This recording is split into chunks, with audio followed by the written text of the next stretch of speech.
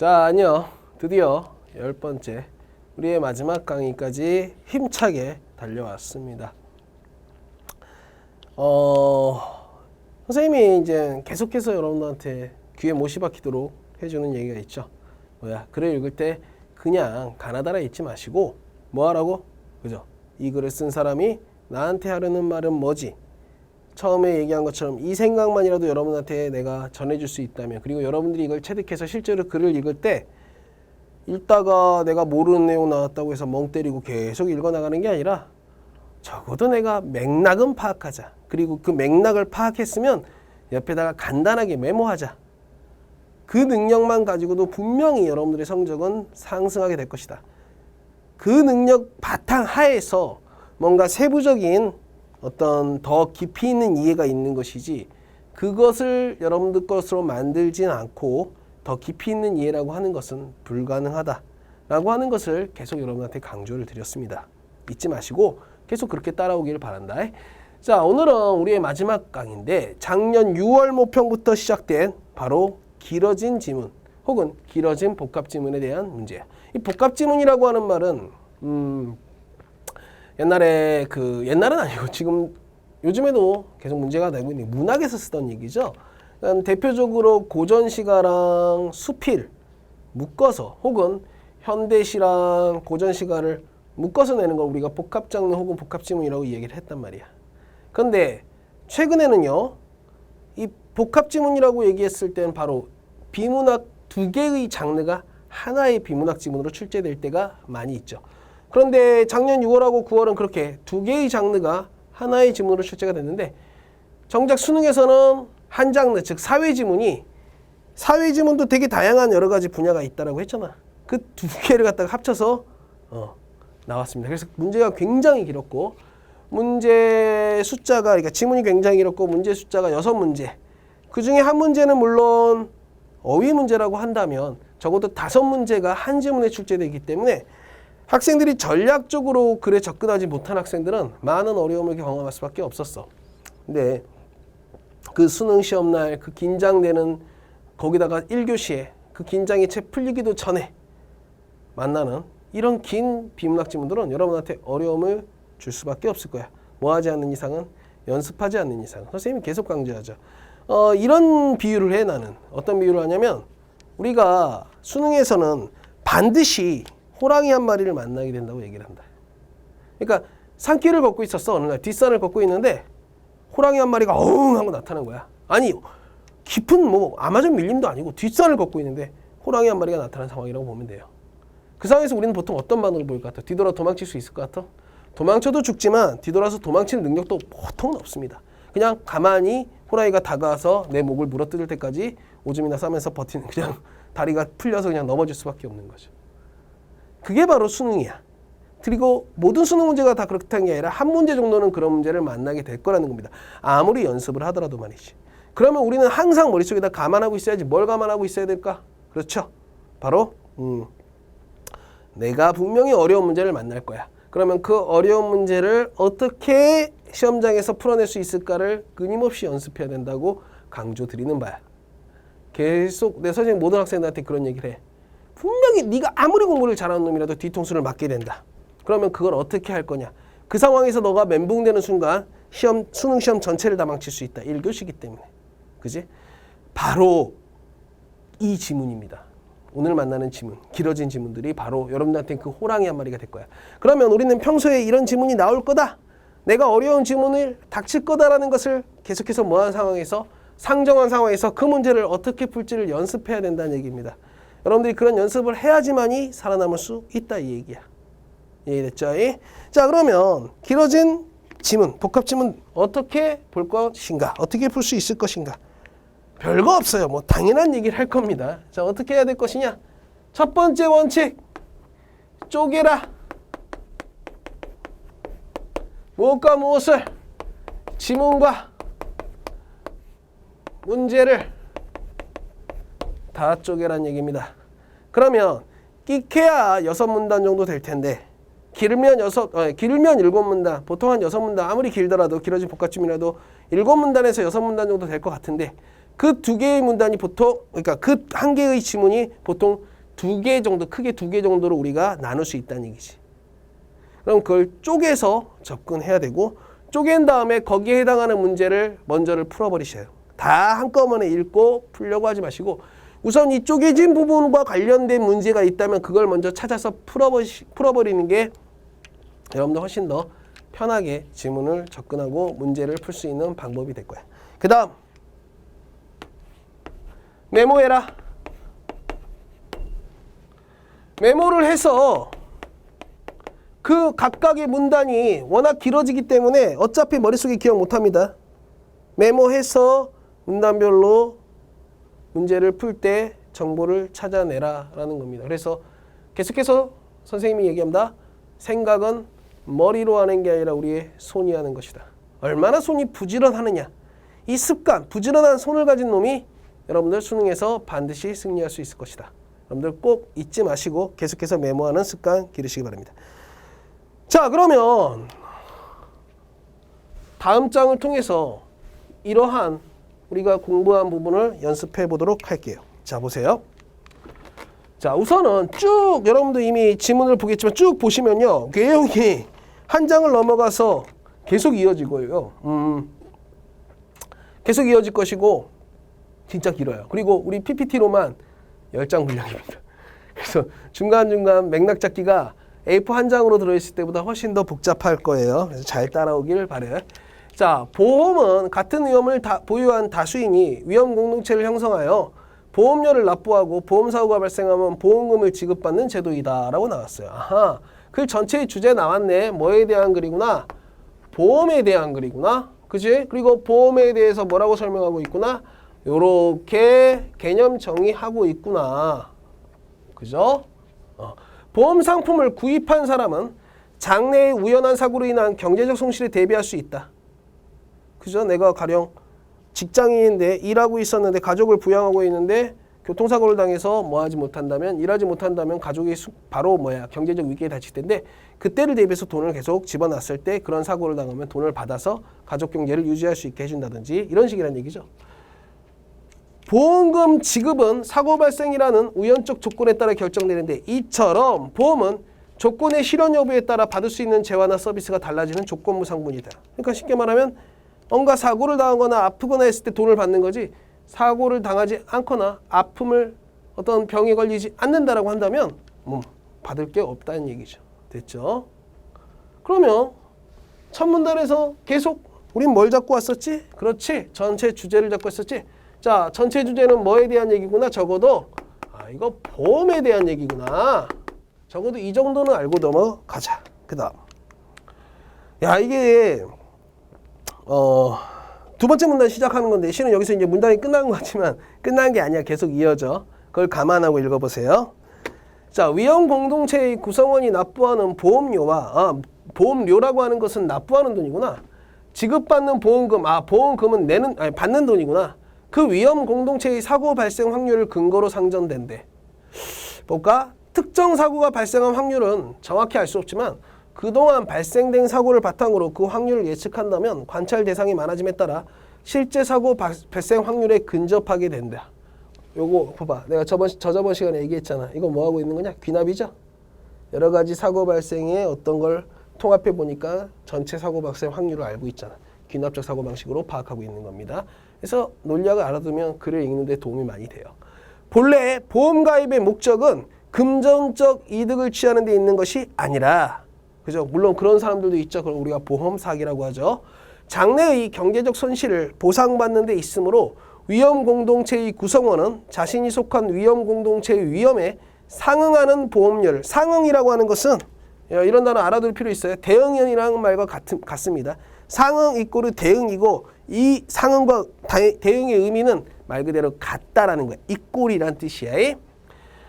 자, 보험료를 납부하는 것이 공정할 것이야. 위험과 보험료가 같아야 된다는 얘기네. 따라서 결론 나온다는 얘기죠. 공정한 보험에서는 구성원 각자가 납부하는 보험료와 그가 지급받을 보험금에 대한 기대값이 일치해야 하며 구성원 전체의 보험료 총액과 보험금 총액이 일치해야 됩니다. 드는 생각은 이런 생각이 들 수 있잖아. 그러면 보험사는 뭐 먹고 살지? 그것도 뒤에서 잠깐 언급하는데 우리 이론적으로는 이렇게 받아들여야 된다는 거죠. 뭐야? 자, 보세요. 요 지금까지 읽은 데에서 되게 중요한 내용이 바로 뭐냐면 보험금과 보험료가 같아야 된다는 얘기인데 그것을 이렇게 설명하고 있죠. 자, 공정한 보험은 쓸게 많기 때문에 좀 왔다 갔다 하게 될 겁니다. 공정한 보험은 구성원 각자가 납부하는 뭐와 보험료와 뭐가 지급받는 보험금에 대한 기대값이 보험금에 대한 기대값이 같아야 된대요. 됐죠? 그 다음 이때 보험금에 대한 기대값이란 사고가 발생한 확률에 사고 발생 시 수령할 보험금을 곱한 값이래. 왜 그런지는 나 잘 몰라. 선생님 수학 되게 약하거든요. 그런데 어쨌든 이 보험금에 대한 기대값에 대해서 뭐라고 설명하고 있죠? 사고가 발생한 확률에 확률 곱하기 사고 발생 시 수령할 보험금을 곱한 값이 보험금이랍니다. 보험금을 곱한 값이고 보험금에 대한 보험료의 비율 보험금분의 보험료를 우리가 보험료율이라고 하는데 이렇게 되죠. 가로로 묶결무늬 바로 치고 보험료율이 사고 발생 확률보다 높으면 구성원 전체의 보험료 총액이 보험금 총액보다 더 많대요. 자, 생각을 해봐. 보험료라고 하는 건 내는 거죠. 근데 보험금은 받는 거죠. 근데 내는 돈의 총액이요. 보험금 받는 돈의 그러니까 내는 돈의 총액이 받는 금액의 총액보다 더 많으면 그건 공정하다고 볼 수 없겠죠. 왜? 우리가 손해보는 거잖아. 우리가 보험회사는 아니니까. 보험회사만 좋은 일 하고 있네. 더 많고 어떨 때는 뭐냐? 보험료율이요. 사고 발생 확률보다 높으면 자, 보험료율이 뭐보다 높으면 사고 발생 확률보다 높으면 보험료율이요. 사고 발생 확률보다 높으면 보험료 총액이 보험금 총액보다 더 많대요. 한마디로 사고가 발생하지도 않는데 사고가 별로 많이 발생하지도 않는데도 돈을 뭐 하고 있구나? 그렇지. 많이 내고 있구나. 이런 얘기지. 그 반대의 경우 이번에는 뭐야? 사고는 많이 발생하는데 돈은 조금 내고 있구나. 그 반대의 경우에는 구성원 전체의 보험료 총액이 보험금 총액보다 더 적게 된다. 그죠? 더 적게 내기 때문에 이번에는 누가 손해볼까? 보험회사가 손해보겠네. 따라서 공정한 보험에서는 보험료율과 사고 발생 확률이 같아야 된대. 자, 봐봐. 아까 공정한 보험에서는 보험료와 보험금에 대한 기대값이 같다라고 했고 한 번 더 얘기하고 있죠. 공정한 보험에서는 보험료율과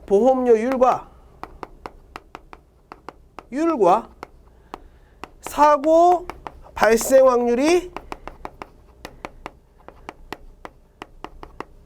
같아야지 공정한 보험이 된답니다. 즉 공정한 보험의 조건이 하나 나왔고요. 2개 나왔어요. 하나, 2개 이렇게.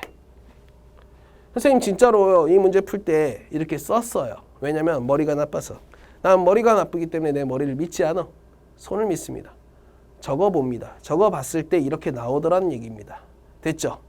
자, 마지막. 물론 현실에서 보험사는 영업활동에 소용되는 비용 등을 보험료에 반영하기 때문에 공정한 보험이 적용되기는 어렵지만 즉 조금은 더 많이 받을 수밖에 없다는 얘기지. 기본적으로 이와 같은 원리를 바탕으로 보험료와 보험금을 산정한답니다. 이해됐죠? 자, 여기서 끊어줬어야 되는 거죠. 그러니까 첫 번째 문단에서 글 전체의 주제 보험을 잡아줬고요. 두 번째 문단에서는 공정한 보험에서의 보험료가 어떻게 책정돼야 되느냐에 대한 경제적 원리를 따르고 있어요. 즉, 이 두 번째 문단은요. 경제지문이 되는 겁니다. 경제지문. 근데 미리 살짝 살펴보면요. 세 번째, 그런데 뭐뭐뭐 하는 이상 뭐뭐뭐 위험의 정도를 파악하여 어렵다. 이러한 뭐뭐뭐에서 뭐뭐뭐가 높아져 뭐뭐뭐 할 수밖에 없기 때문에 뭐뭐뭐 한다고 하면서 이제부터 뭐에 대한 얘기가 나오는지 아세요? 법에 대한 얘기가 나옵니다. 그죠? 그러니까 문단이 바뀌었기 때문에 여기서 끊어준 다음에 뒤로 넘어가야 됩니다. 그래서 문제를 찾으셔야 돼요. 근데 너무나 친절한 게 바로 전에 보면 뭐라고 써 있어요? A라고 나와 있단 말이지. 그지? 그러면 A를 바탕으로 문제를 풀어야 될 게 있을 것 같아요. 그래서 넘어가 보면요. 아, 되게 길어요. 되게 깁니다. 요거 아니고요. 그죠? 요거 아니고요. 자, 3번 문제입니다. 가를 바탕으로 보기의 상황을 이해한 내용으로 적절한 것은 이라고 되어 있어요. 자, 어떤 집단 두 개가 있어. 사고 발생 확률이 각각 0.1과 0.2로 고정되어 있는 위험 공동체 A와 B가 있다고 가정한다. 그랬을 때, 그러니까 한마디로 0.1인 사고 위험 공동체 A는 0.2의 사고 확률을 가진 B보다는 좀 더 안전한 직업이라고 보시면 되겠네요. 혹은 안전한 지역에 살고 있다든지. A와 B 모두 공정한 보험이 항상 적용된다고 할 때 각 구성원이 납부할 보험료와 사고 발생 시 지급받을 보험금을 산정하려고 합니다. 이렇게 나와요. 단 중요하다고 했죠. 동일한 위험공동체 구성원끼리는 납부하는 보험료가 같고요. 지급받는 보험금이 같다. 보험료는 한꺼번에 모두 납부한다. 이렇게 돼 있어. 그런데 그래서 되게 중요한 그 조건이 바로 이거 아닐까? 공정한 보험이 적용된다라고 했어. 그러면 공정한 보험은 도대체 어떤 보험인가? 우리가 간단하게 아까 썼죠. 보험료 이꼬르 보험금에 대한 기대값이 같은 보험이고, 보험료에 대한 기대값이라고 하는 것은 확률 곱하기 보험금이기 때문에 보험료 이꼬르 확률 곱하기 보험금이 되겠죠. 맞죠? 그 다음에 보험료율과 사고 발생 확률이 같아야 되는데 보험료율은 어떻게 정해졌죠? 보험료율이라고 하는 것은 내가 받을 보험금 분의 내가 내야 되는 보험료의 이런 식이 나왔었죠. 이게 다 앞에 나온 내용입니다. 이거 가지고 여러분들 항상 공정한 보험이라고 하는 것을 가지고 문제를 푸는 거죠. 그러면 1번 선택지부터 하나하나 우리가 살펴보는 수밖에 없겠어. 자, 1번 선택지를 볼까? 1번 보시면 A에서 보험료를 2배로 높이면 보험금은 2배가 되지만 보험금에 대한 기대값은 변하지 않는다고 했어. 중요한 건 공정한 보험이라고 했죠. A에서 보험료를 2배로 높인다고 했죠. 보험료를 2배로 높인다라고 하는 것은 보험금이 2배가 돼. 왜냐면 이 진짜 공정한 보험에서 진짜 중요한 기준을 빼먹었죠. 뭐냐? 보험료와 뭐가 같아야 됩니까? 보험금이 같아야 돼요. 총액이. 그죠? 그러면 보험료를 2배로 높이면요. 당연히 보험금도 당연히 어떻게 돼? 2배로 높아지겠죠? 그런데 보험금에 대한 기대값은 변하지 않는다라고 했는데 보험금에 대한 기대값은 확률 곱하기 보험금이거든. 그러니까 당연히 보험금에 대한 기대값도 뭐 할 수밖에 없을까? 변할 수밖에 없겠죠? 그 다음 2번 봅시다. B에서 보험금을 2배로 높이면 받는 돈을 2배로 높이면 보험료는 변하지 않지만이라고 했죠. 공정한 보험이 되려면 보험금을 2배로 높였으면 보험료도 당연히 뭐 해야 돼? 2배로 높여야 되는 겁니다. 그러니까 2번도 X죠. 3번. A에서 적용되는 보험료율과 B에서 적용되는 보험료율이 서로 같다라고 나와 있는데, 자, 보험료율이라고 하는 것은 이꼬르 사고 발생 확률인데 A의 사고 발생 확률은 0.1이고 B의 사고 발생 확률은 0.2이기 때문에 두 개의 뭐가 보험료율이 같을 수는 절대 없겠죠. 이해됐죠? 그래서 1번, 2번, 3번 같은 경우에는 공정한 보험이라고 하는 조건만 여러분들이 충실히 지켜준다면 그렇게 어렵지 않게 뭐 할 수 있다는 얘기야? 풀어낼 수 있다는 얘기죠. 그러면 이제 4번으로 넘어가 볼게. 4번을 보시면 A와 B에서의 보험금이 서로 같다면 A에서의 보험료는 B에서의 보험료의 2배이다 라고 했어요. 근데 생각을 해봐. 자, 봐봐. A가 B보다 어떤 동네지? 안전한 동네지. A가 0.1의 위험을 가지고 있고 B에서는 0.2의 위험을 가지고 있었단 말이야. 사고 발생 확률을 가지고 있었단 말이야. 근데 두 개의 보험금이 서로 같대요. 받는 돈이 뭐 하다는 거야? 같다는 거지. 그럼 생각을 해봐.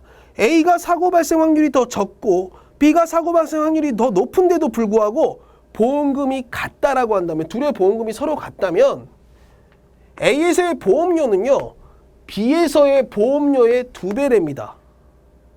즉 A가 돈을 더 많이 낸대요. 아니, 안전하기 때문에 받을 확률이 그만큼 떨어지는데 돈을 2배를 더 많이 내? 이건 완전히 뭡니까? 어불성설이죠. 그래서 4번도 X야. 그냥 그렇게 간단하게 생각하면 되겠죠. 그죠? 이제 5번 봅시다. 그럼 이제 우선 답은 나왔죠. 1, 2, 3, 4번이 다 X이기 때문에 답이 5번이 나올 텐데, 자, A와 B에서의 보험료가 서로 같다면이라고 나와요. A와 B가 같은 돈을 내고 있다는 얘기죠. 그죠? 근데 아까 말한 것처럼 A는 B보다 더 안전한 동네입니다. 안전한 동네죠? 안전한 동네예요. 근데 같은 돈을 내고 있으면 A와 B에서의 보험금에 대한 기대값은 서로 같대요. 어떻게 같은 돈을 내면 더 많은 걸 기대해야 되는 거 아닌가? 라고 생각을 할 수가 있겠죠. 그죠? 그런데 한번 봅시다. 맞는지 틀리는지.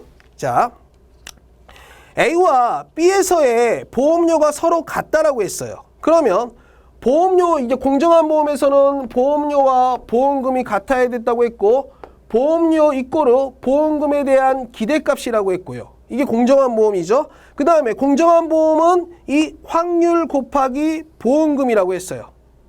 기대값이라고 하는 것은 확률 곱하기 보험금이라고 했어요. 그러면 자, 이쪽으로 올게요. A는요, 사고 발생 확률이 0.1이고요. 0.1 곱하기 보험금이요. 보험금이 곧 뭐가 되죠? 기대값이 되죠. 그죠? B의 경우에는 사고 발생 확률이 0.2였고요. 요거 곱하기 보험금이요. 곧 기대값이 돼요. 그죠? 맞죠? 그런데 이 기대값이라고 하는 것은요. 기대값이라고 하는 것은 이꼴은 뭐였죠? 확률 곱하기 보험금이었어요. 보험금. 그죠? 그러면 0.1 곱하기 보험금은요. 기대값인데 기대값이라고 하는 것은 확률 곱하기 보험금이 됩니다. 됐죠? 그러면 똑같아지는 거죠. 말 그대로. 그죠? 그러면 보험금이 같기 때문에 확률은 여기서 0.1, 0.2가 또 그대로 나오는 겁니다. 이대로 확률 곱하기 보험금. 그래서 보험금 지워진다면 0.2, 0.2가 나오죠. 그런데 보험료가 서로 같다라고 했죠. 그죠? 그러면 보험료라고 하는 것은 확률 곱하기 보험금인데 이것과 이게 뭐하다고 했어요? 서로 같다라고 했죠. 뭘 구해야 되는 거야? 갑자기 까먹었다. 5번 봅시다. A와 B에서의 보험료가 서로 같다면 이거 진짜 어려운 문제긴 해요. 보험료가 서로 같다면 A와 B에서의 보험금에 대한 기대값을 우리가 찾는 건데 기대값이라고 하는 것은 그럴 필요도 없군요. 자, 보세요. 되게 간단하게 풀리네요. 자, 선생님이 잠깐 실수했는데 자, 보세요. 여기서 공정한 보험이 되려면 보험료와 보험금에 대한 기대값이 뭐하다고 했어요? 같다라고 했죠. 그런데 A와 B에서의 보험료가 뭐하다고 했어요? 같다고 했죠. 그럼 당연히 보험료와 공정한 보험에서 보험료와 보험금에 대한 기대값이 같다고 했으니까 보험금에 대한 기대값은 서로 같다라는 얘기는 이미 글 안에서 이미 다 나와 있네요. 괜히 어렵게 계산하려고 했어요, 선생님이. 미안합니다. 자, 다시 5번 보세요. A와 B에서의 보험료가 서로 같다라고 했어요. 그러면 이 보험료가 A와 B에서 같다라는 얘기죠. 그러면 A와 B에서의 보험금에 대한 기대값은 서로 같다라고 했어요. 보험료가 같기 때문에 공정한 보험에서는 보험료 이꼬르 보험금에 대한 기대값이기 때문에 보험금에 대한 기대값은 같죠. 이미 글 안에 가 부분에 나와 있네요. 그대로 나와 있네요. 이게 왜 어렵게 풀렸을까? 선생님이 옛날에 풀 때는 좀 더 복잡하게 풀었던 기억이 나가지고 복잡하게 풀려고 하다가 약간 실수했습니다. 이해됐죠? 이게 이 문제가 작년 수능에서 가장 난이도가 높았던 문제예요. 물론 작년 수능이 전반적으로 다 난이도가 높은 편이었는데 그 중에서도 가장 난이도가 높은 문제가 바로 이 문제였습니다. 이해됐죠? 근데 차분하게 이걸 근데 선생님이 생각하기엔 그래요. 이게 왜 어려웠을까를 생각해 보면요. 아마 이거를 끝까지 다 읽고 나서 풀려고 하니까 시간이 급하게 느껴지고 마음이 급하게 느껴지고 시간이 부족하다고 생각해가지고 여러분들이 꽤 어렵다고 생각한 것 같습니다. 근데 차분히 풀면 그렇게 어렵지만은 않은 문제입니다. 생각을 해야 되죠. 그 다음 봅시다. 이젠 다시 본문으로 돌아갈게요. 자, 가 부분까지는 읽었어요. 여기 이제 A라고 적혀 있었지만 문제에서 가였고요. 이제 다른 문단이 시작됩니다. 물론 현실에서 보험사는 영업활동에 소요되는 비용 등을 보험료에 반영하기 때문에 공정한 보험이 적용되기 어렵지만 기본적으로 이와 같은 원리를 바탕으로 보험료와 보험금을 산정한다. 여기까지였고요. 그 다음 문단. 그런데 봅시다. 보험 가입자들이 자신이 가진 위험의 정도에 대해 진실한 정보를 알려주지 않는다면, 그러니까 뭐 담배를 피면 더 빨리 죽을 확률이 높겠죠. 근데 담배 핀다는 얘기를 숨긴다든지 이렇게 한다는 얘기죠. 보험사는 보험 가입자 개개인이 가진 위험의 정도를 정확히 파악하여 거기에 상응하는 보험료를 책정하기는 어렵다. 이러한 이유로 사고 발생 확률이 비슷하다고 예상되는 사람들로 구성된 어떤 위험 공동체에 사고 발생 확률이 더 높은 사람들이 동일한 보험료를 납부하고 진입하게 되면 그 위험 공동체의 사고 발생 빈도가 높아져서 보험회사가 지급하는 보험금의 총액이 증가한다는 얘기죠. 그러니까 한마디로 자기가 원래 위험한 직업을 가지고 있었기 때문에 사고를 많이 당하는 사람인데, 이 사람이 안전한 사람들이 집단에 몰래 숨어 들어가지고 뭐 한 거야? 작은 보험료를 내고 있다는 얘기죠.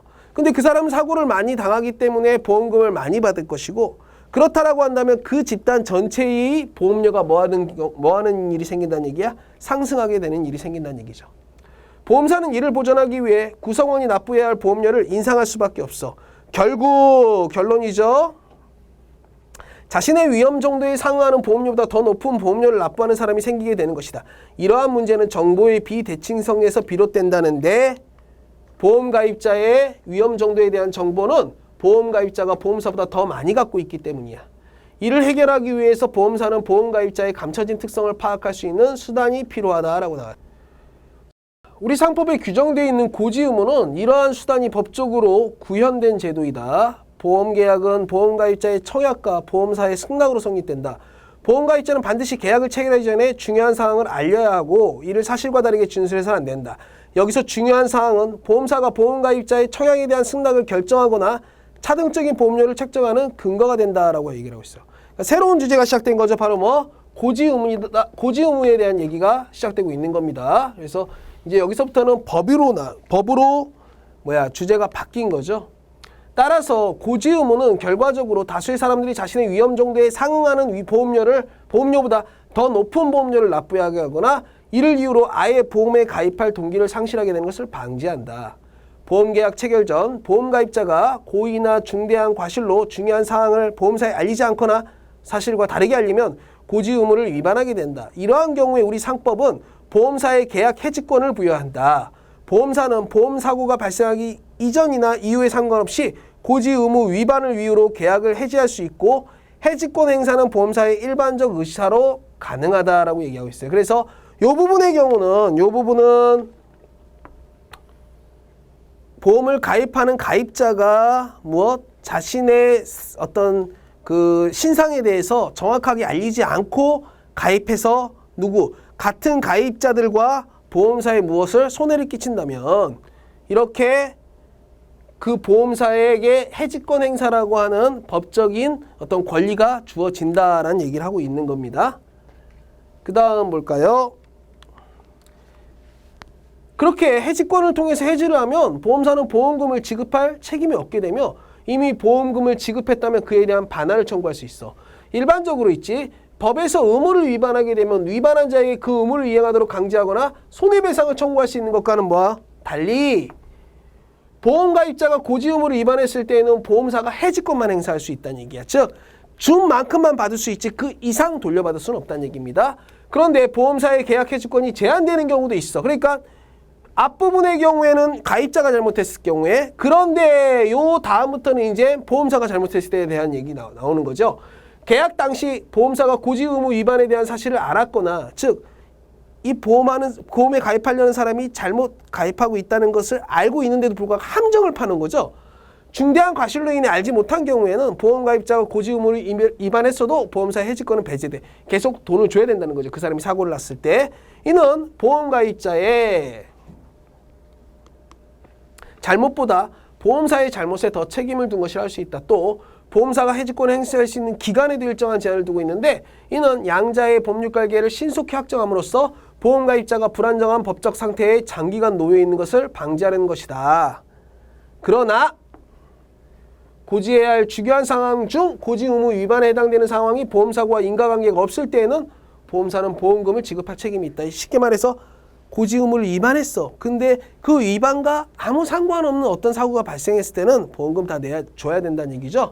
그렇지만 이때에도 해지권을 행사할 수 있다. 주긴 주되 야, 더 이상은 너랑 계약 안 해 하면서 계약 해지를 할 수 있다는 얘기죠. 그 사항에 해당하는 돈만 주고 그 이상의 돈을 줄 필요가 없다라는 얘기입니다. 어쨌든 잘못이 있기 때문에. 근데 지금 읽은 부분은 꽤 많은 정보를 가지고 있어요. 이런 거는 아까 말한 것처럼 여기는 가입자가 잘못한 거, 여기는 보험사가 잘못한 거 구분을 시켜놓은 다음에 그 구분한 걸 찾아가서 문제 풀 때마다 돌아가면서 문제를 풀 수밖에 없겠습니다. 됐죠? 그럼 이제 잠깐만요. 마지막 문단이 있었구나. 보험에서 고지의무란 보험에서 가입하려는 사람의 특성을 검증함으로써 다른 가입자에게 보험료가 부당하게 전가되는 것을 막는 기능을 한다. 이로써 사고 위험에 대한 경제적 손실에 대비하고자 하는 보험 본연의 목적이 달성될 수 있다. 마지막 문단은 앞에 했던 얘기 좀 정리해주는 정도. 그 다음 봅시다. 1번. 윗글에 대한 설명으로 가장 적절한 것은 봅시다. 1번. 보험계약에서 보험사가 준수해야 될 법률 규정의 실효성을 검토하고 있다. 즉, 야, 그 법률 규정이 실제로 효과가 있어 없어를 검토하고 있는 글인가 이 글이 아니죠. 이 글은 크게 두 개로 이루어져 있었죠. 앞부분은 뭐에 대한 얘기? 보험금 산정에 대한 경제학적 관점의 얘기를 얘기하고 있었고, 뒷부분에는 보험금이 이루어지는 데 대한 고지의무에 대한 어떤 법적인 부분 이렇게 얘기하고 있었죠. 그러니까 이것도 아니죠. 이거는 판매 전략에 대한 얘기라고 나와 있죠. 한번 볼까? 공정한 보험의 경제학적 원리와 보험의 목적을 실현하는 데 기여하는 법적 의무. 그렇죠? 3번이 답이네요. 그래서 3번 쓰고 가면 되겠어. 그래서 1번 문제 같은 경우에는 글 전체의 지식을 여러분한테 묻고 있고요. 자, 2번 봅시다. 윗글을 이해한 내용으로 가장 적절한 것은 이라고 하면서 딱 내용을 딱 보더라도 요거 같은 경우에 봅시다. 1번. 보험사가 청약을 하고 보험가입자가 승낙해야 보험계약이 해지된다라고 했어요. 아니죠. 해지권이라고 하는 것도 분명히 있다고 했죠. 그러니까 1번은 뭐가 될까? X죠. 2번. 구성원 전체의 보험료 총액보다 보험금 총액이 더 많아야 공정. 아니죠. 공정한 보험은 보험료의 총액과 보험금의 총액이 같아야 된다고 했죠. X죠. 3번. 보험사고 발생 여부와 관계없이 같은 보험료를 납부한 사람들은 동일한 보험. 아니죠. 사고 발생한 사람만 돈을 받는다고 분명히 나와 있어요. 4번. 보험에 가입하고자 하는 사람이 알린 중요한 사항을 근거로 보험사는 보험 가입을 거절할 수 있죠. 그죠? 이 사람이 너무 심각하게 위험에 많이 노출되어 있으면 보험사는 그 사람에 대한 보험 가입을 거부할 수가 있어요. 그래서 답은 4번이죠. 그래서 일치 불일치 사실 판단 문제였고요. 그 다음에 3번은 아까 풀었죠. 그 다음 4번. 윗글에 고지의무에 대한 설명으로 적절하지 않은 것. 그러니까 이 부분은 마지막 두 개 문단 있죠? 그 두 개, 아니다. 마지막 문단의 바로 앞에 두 개 문단, 고지의무에 대한 그 부분을 적정적으로 다시 한번 돌아가면서 문제를 풀 수밖에 없다라는 얘기죠. 그럼 1번 봅시다. 고지의무를 위반한 보험가입자가 보험사에 손해배상을 하는 근거가 된다라고 했어요. 바로 틀린 게 나왔어요. 아주 고맙죠. 왜냐? 아까 말한 것처럼 일반적인 법에서는 손해배상을 해줘야 되지만 보험의 경우에는 손해배상은 하지 않는다라고 했어요. 그래서 4번의 답은 1번이다. 자, 그 다음요. 자, 5번. 윗글을 바탕으로 보기의 사례를 검토한 내용으로 가장 적절한 것은 이라고 했어요. 그러면 보험사 A는요. 가입자 B에게 보험사고로 인한 보험금을 지급했어. 이미 돈을 줬어요. 사고가 나서. B가 중요한 사항을 고지하지 않았다는 사실을 뒤늦게 알고 해지권을 행사할 수 있는 기간 내에 보험금 반환을 청구했어요. 법적으로 괜찮게 진행됐네요. 적어도 보기에 있을 때는. 잘못한 걸 알았고 그 기간 안에 보험금을 반환하라는 보험금 반환을 청구했으니까요. 자, 1번 봅시다. 1번. 계약 체결 당시 A에게 중대할 과실이 있었다면 A는 계약을 해지할 수 없으나 보험금은 돌려받을 수가 있다. 자, A는 보험사거든요. 보험사가 중대한 과실을 했어요. 그러면 돌려받을 수 있어요, 없어요? 없다고 분명히 나와 있죠. 물론 해지는 할 수 있어요. 2번. 계약 체결 당시 A에게 중대한 과실이 없다고 하더라도, 즉 보험사에게 중대한 과실이 없다 하더라도 A는 보험금을 이미 지급했으므로 계약을 해지할 수 없다라고 했는데요. 중대한 과실이 없어요. 하지만 B가 속인 거거든요. 그때는요. 계약을 해지할 수 있는 해지권을 준다라고 분명히 나와 있습니다. 그래서 2번도 X죠. 3번. 계약 체결 당시 A에게 중대한 과실이 있고 B 또한 중대한 과실로 고지 의무를 위반했다면 A는 보험금 돌려받을 수 있다 없다? 없다. 왜냐하면 보험사가 더 높은 위치라고 보기 때문에 고지 위반의 어떤 법률의 경우에 누구 편을 들고 있죠? 똑같이 잘못한 경우라면 누구 편을 들게 되는 거예요? 그죠? 가입자의 편을 든다고 나와 있어요. 4번. B가 고지하지 않은 중요한 상황이 보험사고와 인과관계가 없다면 A는 보험금을 돌려받을 수 없죠. 그렇죠. 반함은 불가능해요. 인과관계가 없으면. 대신 뭐만 할 수 있다고 그랬죠? 해지권만 가능하다고 했어요. 그래서 4번은 가장 적절하다고 볼 수 있습니다. 이해됐죠? 물론 6번 문제가 있는데 6번 문제는 어휘 문제이기 때문에 여러분들이 한번 스스로 맞춰보시고 답 맞춰보시고요. 자, 이렇게 해서 우리가 좀 긴 지문, 좀 복잡하고 어려운 지문까지도 봤는데 정리하자면 이렇게 긴 지문의 경우에는 뭐 하는 습관? 쪼개는 습관, 그 다음에 문단별로 뭐 찾는 습관? 맥락 잡는 습관. 요 두 가지를 기준으로 해서 여러분들이 문제에 접근하면 훨씬 더 전략적으로 문제를 풀어낼 수 있을 거라고 생각합니다. 자, 10강 마지막으로 여러분한테 인사드릴게요. 자, 여기서 끝낼게. 빠이빠이.